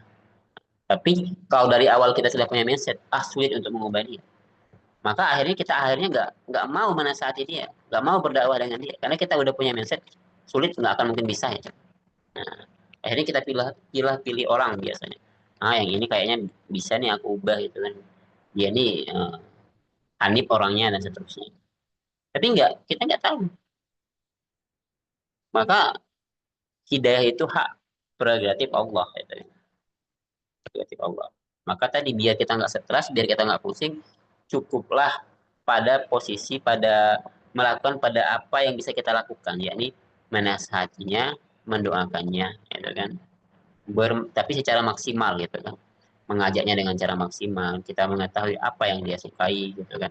Nah, kalau misalnya dia suka baca buku, kasih buku biar tidak seperti menggurui gitu kan. Nah, kita kasih buku gitu kan. Kalau dia sukanya baju, mungkin kita bisa kasih baju gitu kan. Baju yang bisa jadi ada dakwahnya di situ ya. Jadi kita harus mengenal karakternya seperti apa eh, kesukaan dia dan seterusnya. Itu ikhtiar kita secara maksimal. Adapun dia mau berubah atau tidak, itu bukan urusan kita. Jadi tugas kita dalam dunia ini adalah melakukan apa yang bisa kita lakukan. Semampu kita, semaksimal mungkin. Nah, adapun setelah itu seperti apa dirinya, itu bukan urusan kita lagi. Udah, kalau udah seperti itu kan kita nggak stres gitu kan. Orang nggak berubah gitu kan, nggak. Mungkin yang penting kita udah melakukan cara-cara terbaik. Oke, mungkin seperti itu. Ya, terima kasih Kak Usa. Selanjutnya pertanyaan dari Mbak Khairun Nisa Pajari. Assalamualaikum Ustadz, mau tanya, alur proses ta'aruf sampai pernikahan itu bagaimana? Lalu apa saja yang boleh dan tidak boleh dilakukan? Dan apakah ada batasan waktu berapa lama dari ta'aruf sampai pernikahan? Monggo Kak. Iya, kalau ngomongin alur ya, alur ta'aruf sampai ke pernikahan, sepertinya itu butuh 4 materi ya, empat materi. Saking kan panjangnya tadi ya, karena ngomongin alur ta'aruf. Tapi saya akan jawab secara singkat ya. Jadi ta'aruf itu adalah cara kita dalam menyebut jodoh. Jadi ta'aruf itu beda dengan pacaran, prosesnya juga beda. Ya, kalau ketika ta'aruf itu tidak ada kemaksiatan di situ. Jadi nggak akan ada kholwat, nggak akan ada berdua-duaan. Artinya si perempuannya tetap ditemani oleh ayahnya atau oleh kakak kandungnya atau oleh mahramnya ketika bertemu gitu kan. Itu ta'aruf. Nah, prosesnya tergantung. Bisa melalui CP dulu. CP itu kurikulum kita gitu kan. Saling tukaran CP, tentu melalui perantara, melalui media. Tidak langsung gitu kan, kirim. Saya punya CP, saya langsung kirim ke ahwat yang saya suka, enggak gitu. Tapi bagusnya melalui MC ya, Mak Comblang. Ya. Melalui perantara, sehingga Misi, Mbak. dalam rangka apa? Dalam rangka tadi, agar menjaga diri kita tidak bermaksiat. Jadi fungsi ta'aruf itu ya dalam rangka tidak bermaksiat. Karena kalau bermaksiat apa bedanya dengan pacaran? Nah, jadi pertama itu tukaran CV, setelah setuju dengan isinya itu kan pengen lanjut ketemuan ya, ketemuan bisa 2 3 kali pertemuan, tergantung ya, tergantung kebutuhan. Ketemuannya juga tadi tidak berdua-duaan, tetap bisa datang ke rumahnya atau ajak ketemuan di mana, tapi tetap dia bersama ada mahram yang menemani gitu kan, ada mahram yang menemani. Oke, oke. Kalau misalnya udah tadi pertanyaan-pertanyaan tadi udah ditanyakan, terus jawabannya juga memuaskan, kita juga akhirnya semakin yakin untuk lanjut. Ya udah, tinggal tinggal proses selanjutnya itu adalah melamar gitu kan. Nah, jadi suruh dia untuk melamar gitu kan. Setelah melamar, nanti menentukan tanggal tanggal pernikahan. Oke. Nah, yang boleh dan tidak boleh dilakukan ya, yang boleh itu yang dibolehkan oleh syariat, yang tak boleh itu yang tidak dibolehkan oleh syariat. Seperti tadi ya, seperti berdua-duaan atau chattingan yang itu tidak membahas, yang chattingan itu hanya sekedar eh, sudah nanya sudah makan belum ya, ngasih-ngasih perhatian itu belum dibolehkan gitu kan. Apakah ada batasan waktu berapa lama dari taaruf sampai pernikahan? Ikan cepat, ikan gabus, lebih cepat lebih bagus. Cepat lebih bagus. Kalau saya dulu itu saya ta'aruf itu bulan bulan Sa'ban ya, bulan Sa'ban, terus nikahnya bulan Syawal, gitulah. Jadi nggak lama ya, nggak lama. Karena kalau kalau orang ta'aruf berarti dia udah siap nikah. Nggak mungkin ta'arufnya tahun ini, tapi pengen nikahnya 2 tahun lagi. Artinya dia belum siap nikah. Kalau orang udah siap nikah, maka kapanpun nikahnya siap gitu ya. Tapi aku mau ta'aruf tahun ini, tapi pengen nikahnya 2028 misalnya. Oh nggak bisa gitu. Nanti aja ta'arufnya tahun 2028 aja, jangan sekarang. Kenapa? Karena ta'aruf ini khusus untuk orang yang benar-benar udah siap nikah dan mau menikah. Bukan yang pengen ta'aruf gitu kan. Biar dia nggak diambil orang lain, ta'aruf dulu lah sekarang gitu kan. Nggak bisa gitu kan. Nggak boleh seperti itu. Oke. Oke, lanjut ya Kak. Sepertinya malam ini ngechat semua di kolom, nggak ada yang berani bertanya. Oke, insan lanjut bacaan dari Mbak. Assalamualaikum Pak Ustadz. Izin bertanya, di sekeliling saya ada beberapa kasus homo yang baru mengaku setelah nikah. Saya mendapat saran dari orang yang berpengalaman. Lebih baik dicek dulu sebelum menikah. Ucapan kan bisa dibohong.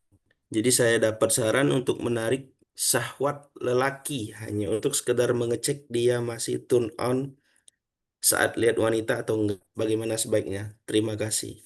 Monggo Kak. Iya. Pertanyaannya gimana cara ngetesnya itu ya? Masa ngetes sebagai seorang wanita harus bermaksiat hanya untuk tahu apakah dia normal atau enggak. Ya kalau mengecek dia dengan cara agar tahu apakah dia normal atau tidak, ya itu salah ya. Karena itu bermaksiat, bermaksiat. Nah, jadi gimana dong sebaiknya itu kan? Ya, ini kasus-kasus yang jarang sebenarnya, yang jarang ya seperti itu. Jadi ya tetap seperti biasa aja. Nah, tapi bisa kita lihat lah, bisa kita nilai misalnya dari fisiknya, ya. Misalnya kalau bisa dinilai gitu kan, atau dari cara dia menjawab. Jadi ngetesnya dengan cara bertanya tadi, bukan dengan cara menggoda dia, gitu ya. Bukan dengan cara menggoda dia, itu bahaya kalau dengan cara menggoda, ya. Jadi ngetes dia ya dengan bertanya apa kira-kira pertanyaan yang bikin dia nanti apakah ada keanehan, keganjalan, kejanggalan atau tidak, gitu. Dengan dengan bertanya tadi. Jadi bisa dicari lah apa pertanyaannya yang kira-kira untuk mengetahui apakah dia ini normal atau tidak. Nah, jadi ya inilah kondisi ya, kondisi kondisi hari ini macam-macam. Ada orang yang akhirnya menikah untuk menutupi aibnya sebagai seorang homo misalnya kan, demi demi seperti itu. Nah, ini harusnya nggak terjadi ya.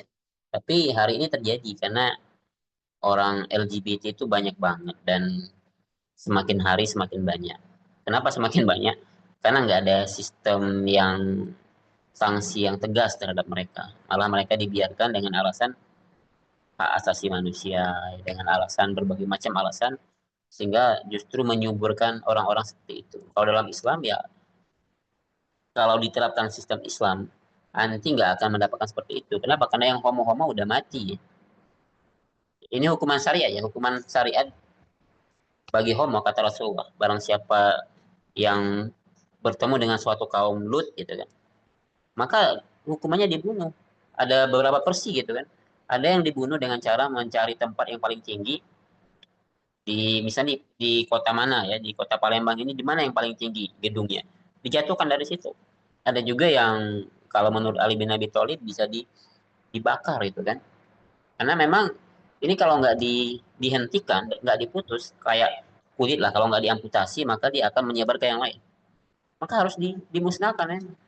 Nggak ada pilihan lain. Itu hukuman dalam dalam Islam. Tapi karena sekarang nggak diterapkan Islam, muncul orang-orang seperti ini.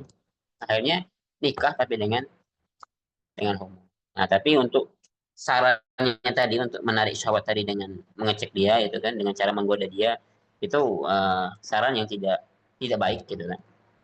karena itu menimbulkan dosa, menimbulkan dosa. Walaupun niatnya tadi ya, niatnya untuk tahu ya, niatnya untuk tahu apakah dia homo atau tidak. Gimana kalau nggak homo? Terus sahwatnya bangkit gitu kan. Terus dia berpikir sampai malam-malam gitu kan. Akhirnya dia minta nomor teleponmu ya. Akhirnya dia ya akhirnya bermaksiat. Jadi berdoa saja semoga nggak ada lah ya laki-laki yang homo tapi datang melamar gitu kan atau ingin melakukan proses ta'aruf.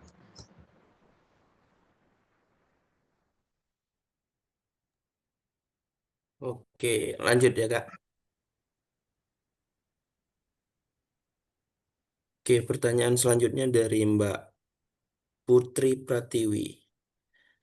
Assalamualaikum warahmatullahi wabarakatuh. Izin bertanya Kak, hal-hal yang 5 disukai dan 5 tak disukai ketika ta'aruf itu apa aja ya Kak? Waduh. Ya, 5 ini bukan angka yang harus ya. Kalau nggak ada 5 ya boleh kurang. Kalau misalnya ada yang lebih juga boleh disampaikan. Jadi nggak harus angka 5 ya, angka 5 nggak harus. Boleh kurang daripada itu, boleh juga lebih. Intinya untuk mengetahui apa sih hal-hal yang dia sukai. Ini terkait apapun, bisa bisa terkait makanan, bisa terkait sifat ya, sifat dia nggak suka dengan sifat seperti apa, gitu kan? Dia nggak suka dengan karakter yang seperti apa, dan dia tidak suka dengan seperti apa. Jadi 5 itu bukan harus 5 enggak itu kan. Jadi boleh boleh kurang gitu kan. Untuk sekedar tahu saja. Oh, apa hal-hal yang dia sukai. Nah, dia sukanya apa misalnya itu kan berpetualangan, sukanya itu kalau main itu main yang penuh dengan petualangan misalnya itu kan. Itu terkait terkait hobi ya atau terkait karakter. Nah, dia ini suka dengan orang yang humoris misalnya. Dia nggak suka dengan orang yang pelit ya dan seterusnya. Nah, jadi yang disukai atau yang tak disukai itu boleh dari sisi apapun, ya, apakah sisi sifat, sisi hobi, sisi makanan, ya. Untuk tadi, untuk lebih mengenal dia lebih lebih jauh lagi. Oke, next. Oke, next dari Mbak Nur Hidayah. Assalamualaikum. Mohon maaf Ustadz, izin bertanya. Kalau ada ahwat yang mau ta'aruf duluan ke Ikhwan, apa itu boleh? Ikhwan Boleh. itu semisal ilmunya lebih tinggi dari yang ahwat, apa itu tidak terlalu berlebihan? Kalau semisal seorang ahwat mengingatkan calon suami yang lebih pintar dari yang ahwat, apa boleh? Karena kemarin ada teman saya yang tanya seperti itu sama saya, tapi saya bingung harus jawab apa ke teman saya, makanya saya tanyakan ke Ustaz. Gimana? Terima kasih. Assalamualaikum warahmatullahi wabarakatuh. Wow. Ya, paling enak memang mengatasnamakan teman ya. Enggak deh. Ini beneran temannya ya. Eh, boleh nggak ya pertanyaan pertama tadi boleh nggak taruh duluan ke Iwan?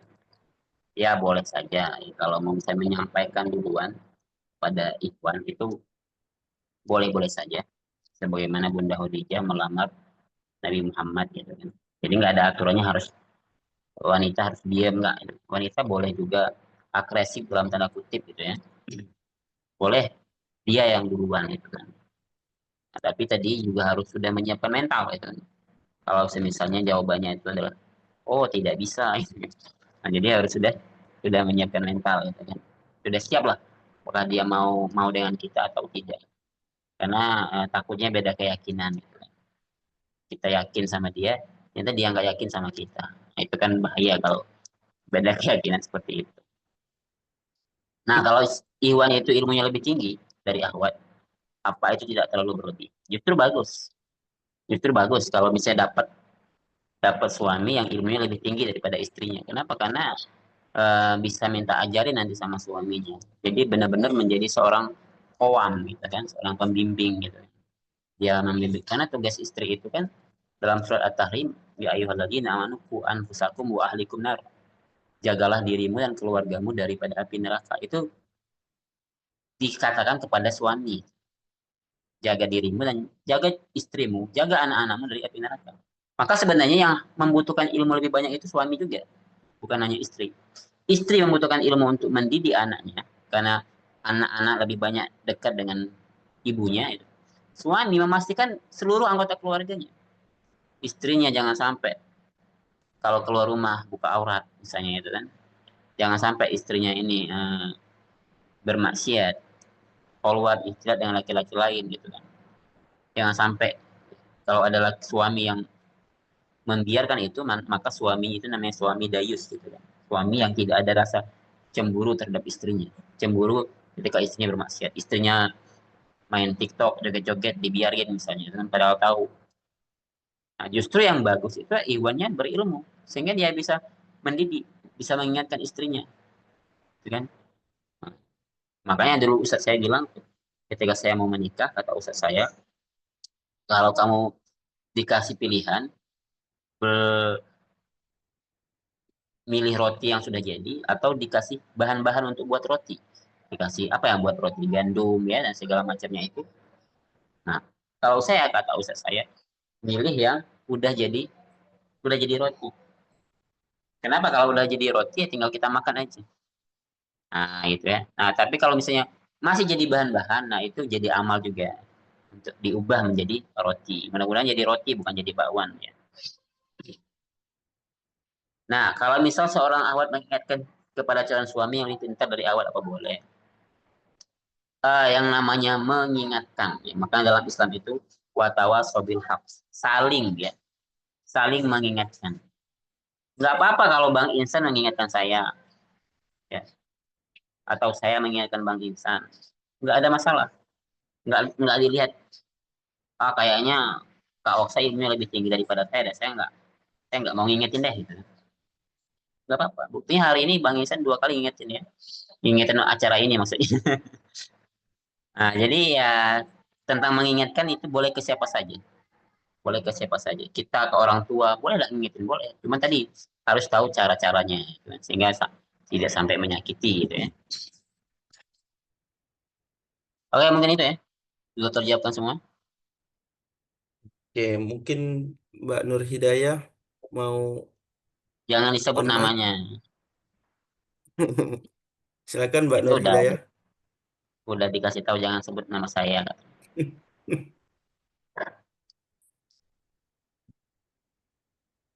Halo, Mbak Nur Hidayah.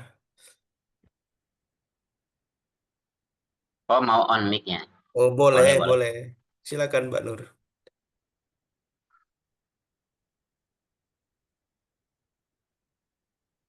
Tapi teman saya ada Nur Hidayat cowok ya.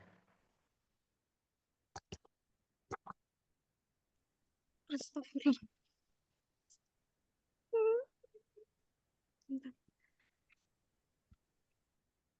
Monggo Mbak.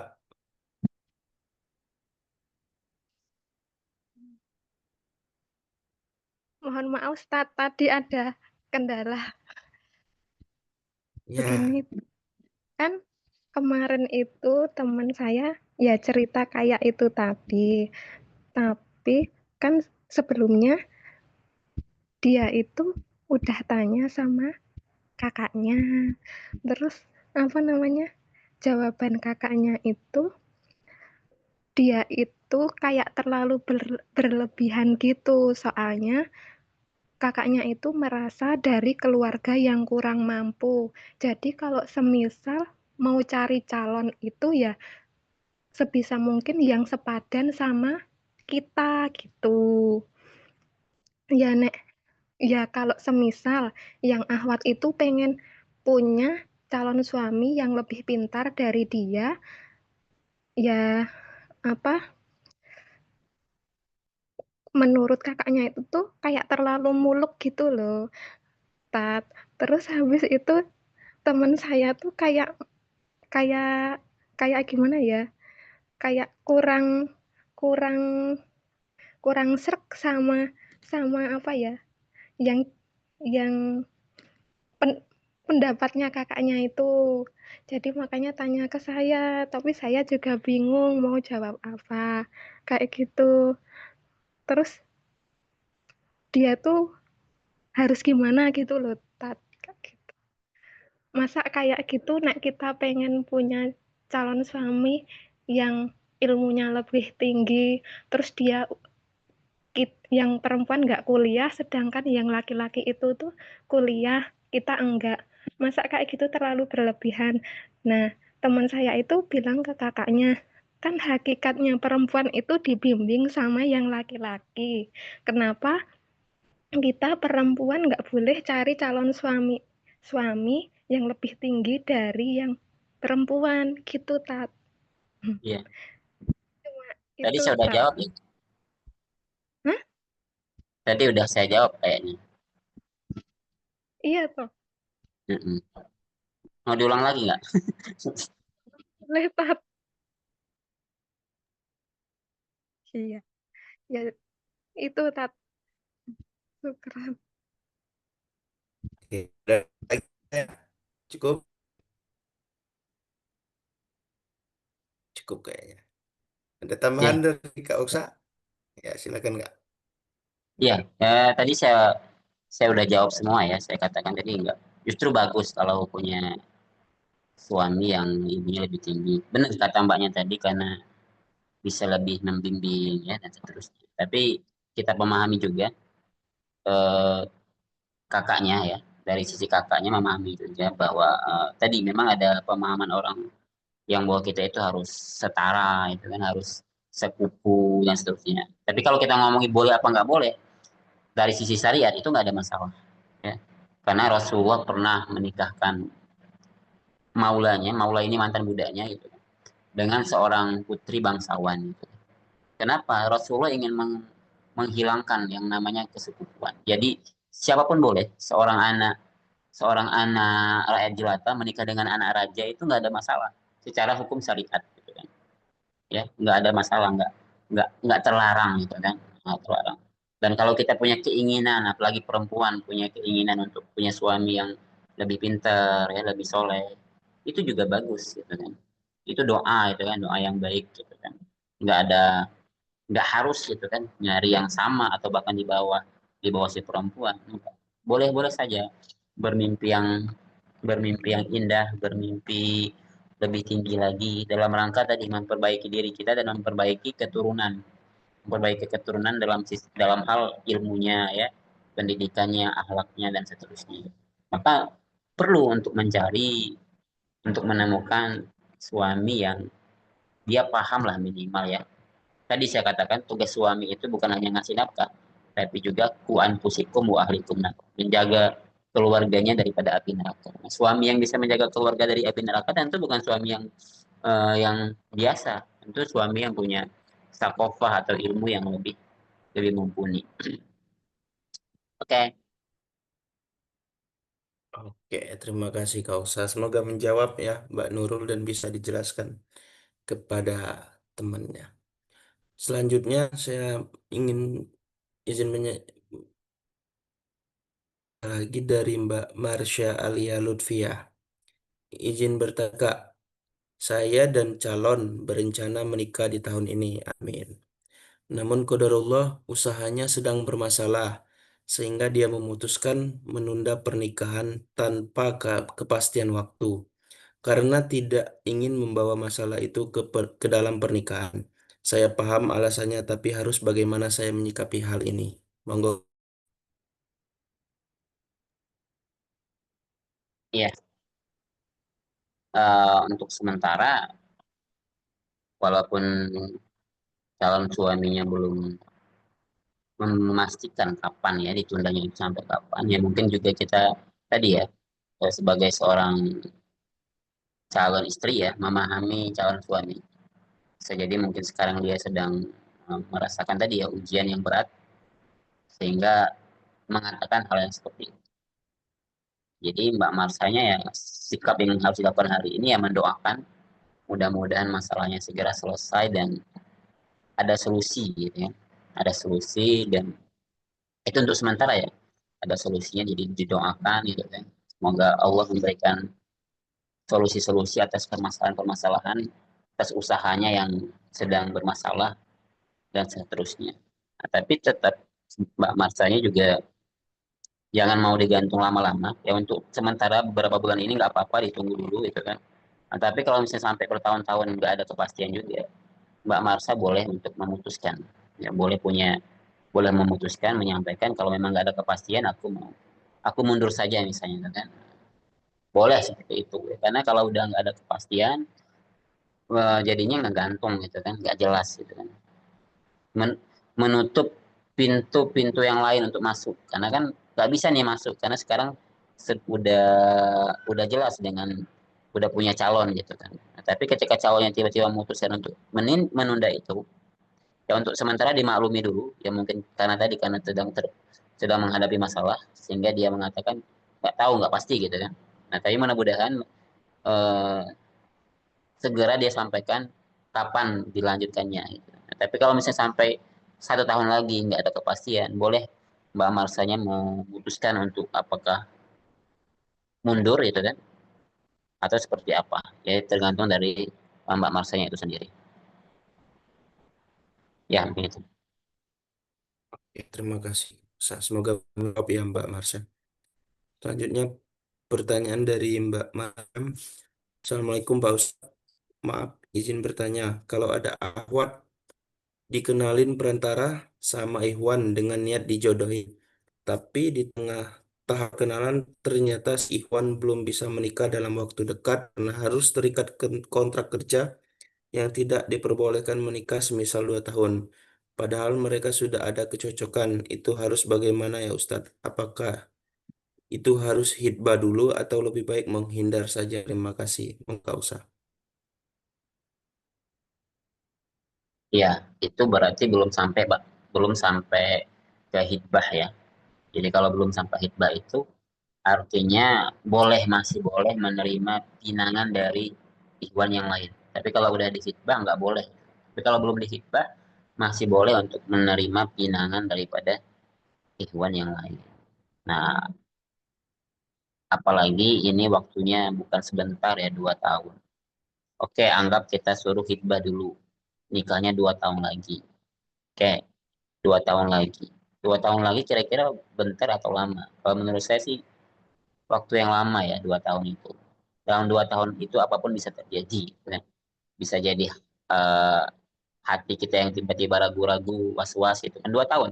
Jangan kan 2 tahun, menjelang beberapa bulan saja itu muncul keraguan-raguan, was-wasan gitu kan. Nah, apalagi ini sampai 2 tahun. Terus lagi, apakah bisa dalam 2 tahun itu tidak terjadi kemaksiatan? Karena merasa tadi udah dihitbah, merasa udah akan jadi jodoh gitu kan.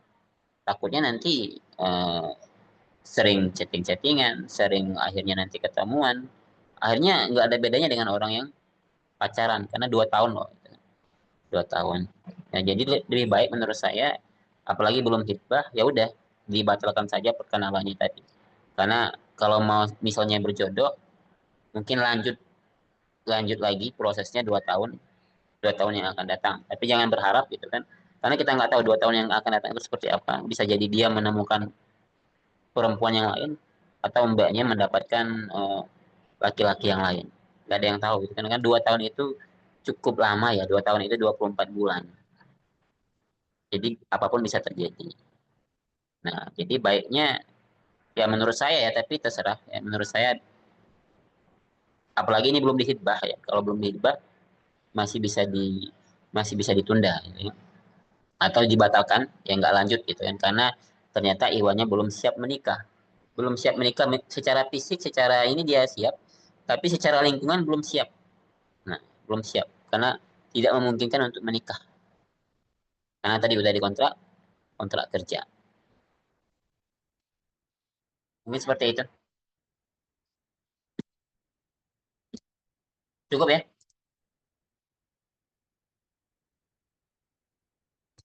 Bang Insan.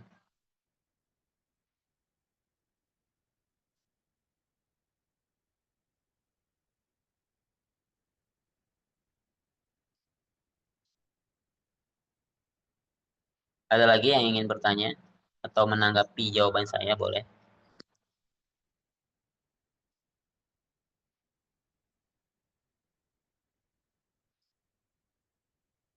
Kayaknya Bang Insannya ada ya. Mohon maaf Ustaz. Oh, mental terus Kak. Oke, terima kasih Kak Ustaz atas jawabannya. Aduh, oke. Semoga menjawab ya teman-teman yang sudah bertanya. Jadi, teman-teman yang ingin bertanya jangan langsung bisa di kolom chat.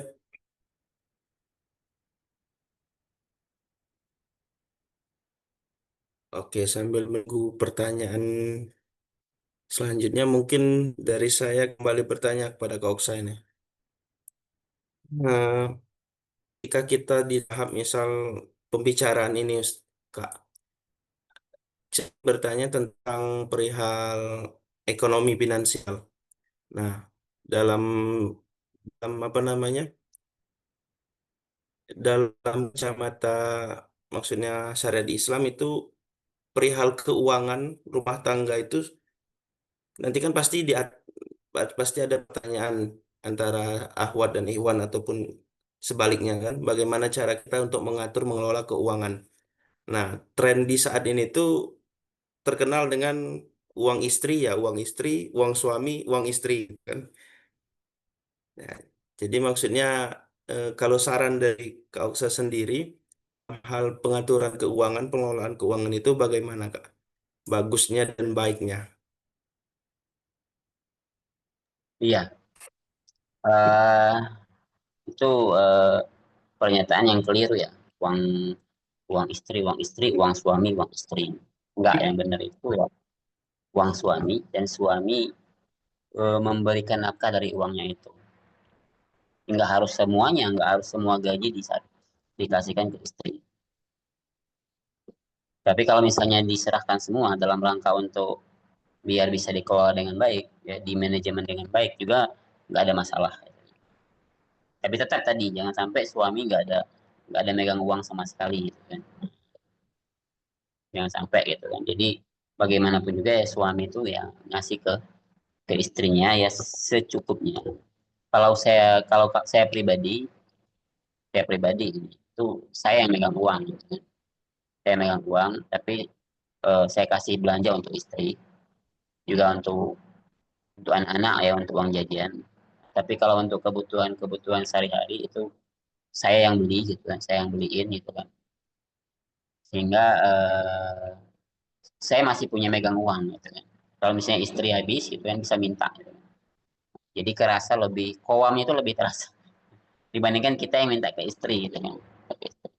Jadi ya uang suami, tapi suami wajib ngasih istrinya ya. Nafkah segala kebutuhannya dan seterusnya. Karena juga kalau saya dengan istri itu saya bisa lebih saving dengan uang ya dengan dibandingkan istri gitu. Kalau istri kalau udah megang duit gitu kan itu cepat habisnya. Beliau sendiri yang mengakui katanya. Jadi lebih baik untuk saving ya saya aja gitu kan. Kalau enggak nanti nggak bisa nih beli rumah, beli kendaraan. Kalau saya bisa gitu kan, bisa manajemen uang. Yang penting ada uangnya. Kalau nggak ada uangnya nggak bisa juga di manajemen.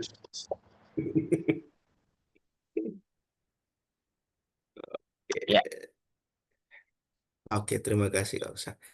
Dari teman-teman ada lagi yang bertanya?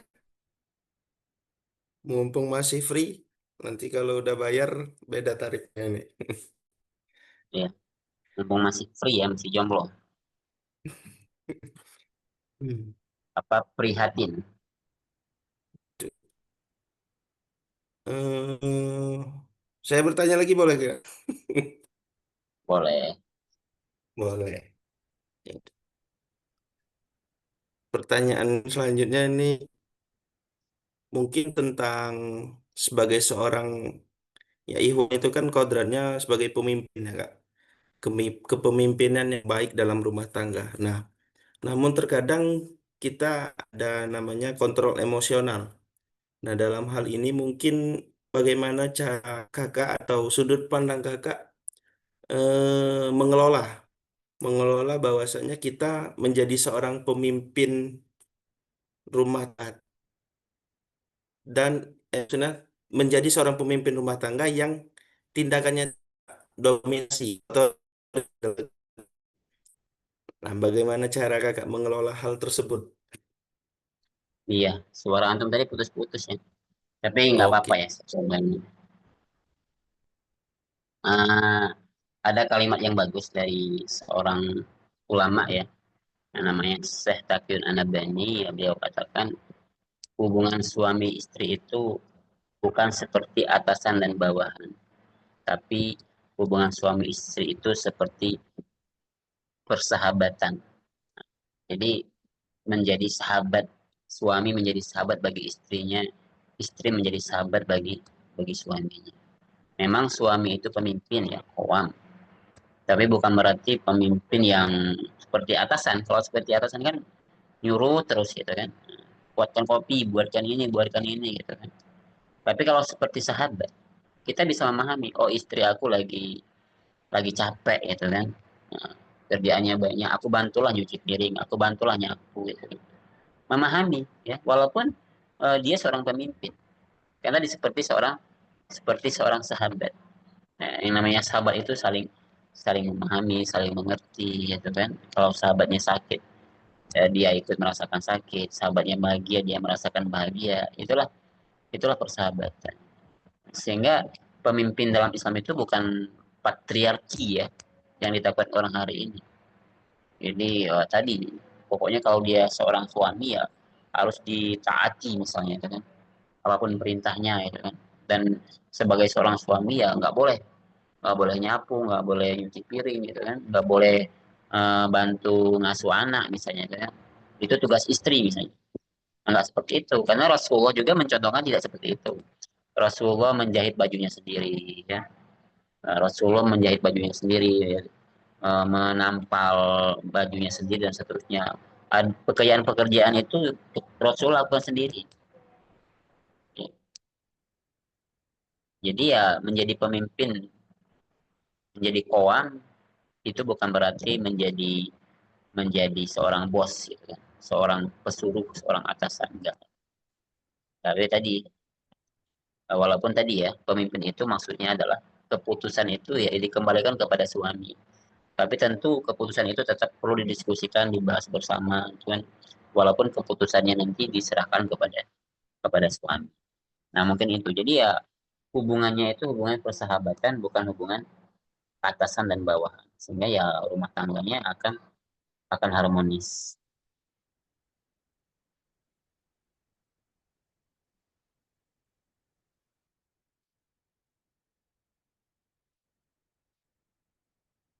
Ada pertanyaan? Sudah cukup?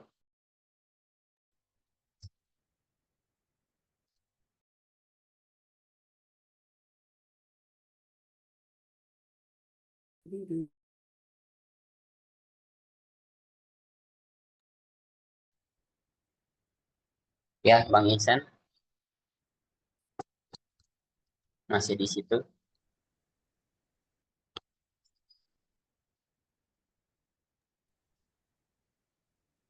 Terima kasih Kak Oksa atas jawabannya. Ya, Terus ini. sama-sama. Oke, ada lagi dari teman-teman yang ingin ditanyakan atau berdiskusi? Ada? Cukup. Biasanya Ya. itu sampai 5 ya. Oksa? Gimana? Ada lagi dari teman-teman yang ingin bertanya enggak? Dari sampai 5? Oke, 5 udah cukup ya. Alhamdulillah, terima kasih kepada semuanya yang sudah bertanya. Mohon maaf jika pertanyaannya mungkin belum memuaskan untuk dijawab. Dan juga mungkin nanti kalau teman-teman ada yang tidak bergabung, nanti ada rekamannya di sesi majelis ilmu pada malam hari ini. Mungkin dari Kak Oksa ada closing statement yang ingin diberikan, pesan dan kesannya terhadap kami. Silakan Kak Oksa. Ya, cukup lah. Boleh kan cukup? Son nggak? Cukup. Oke lah.